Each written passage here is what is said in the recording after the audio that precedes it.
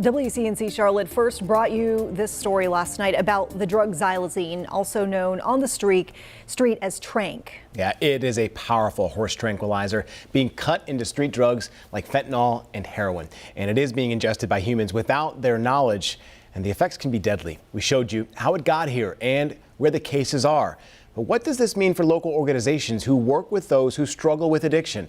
A big question. WCNC Charlotte's Austin Walker joining us in the studio now. What did you find out here, Austin?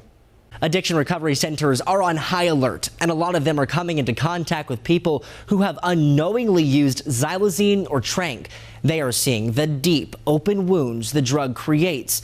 They say every day it gets harder to handle. And for one facility, it says, like the spread, it escalated fast. We want to warn you, the images you're about to see could be disturbing.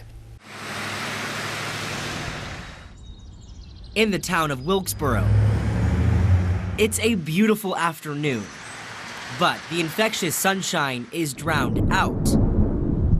The once clear skies filled with dark clouds. The rain falls hard. It's unexpected. No one's prepared for it. And inside the Wilkes Recovery Center. So this is a syringe exchange. They're experiencing a different kind of storm, similar to the falling rain outside.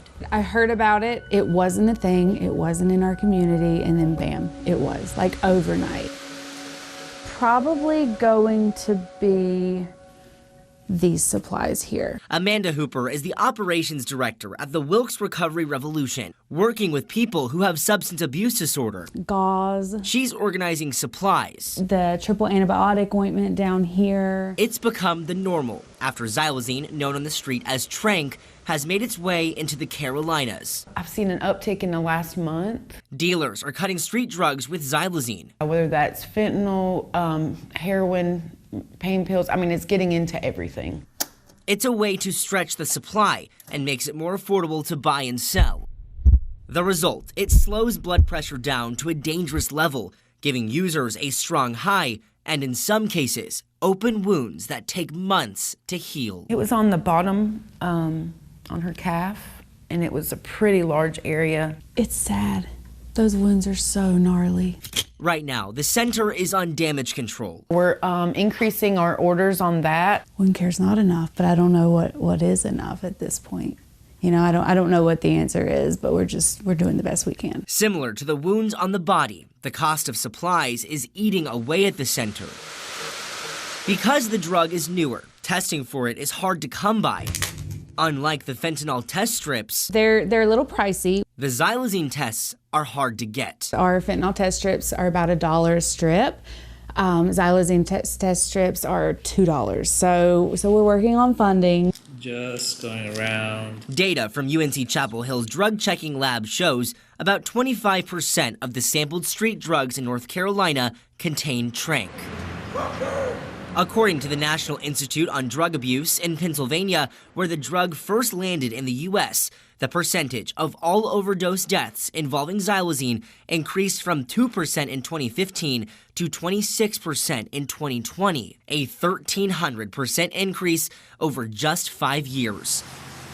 Many of those who use these street drugs are among our homeless community.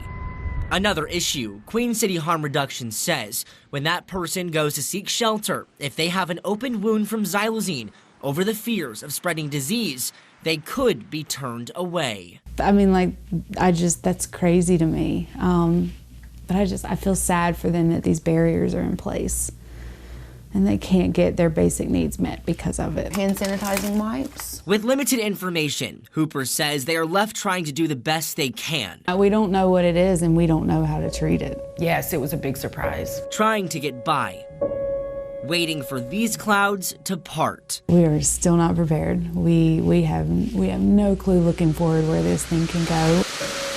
Outside, it continues to pour. And when they see some of these pictures, they start to show me some wounds that they've got. Weathering the storm. And there aren't any answers being given to us from professionals. The White House declaring Tranq a, quote, emerging threat. Now, we asked Hooper down the road, what do you predict? She says if something doesn't change, all of the supply found will be laced with Tranq. Austin Walker, WCNC Charlotte.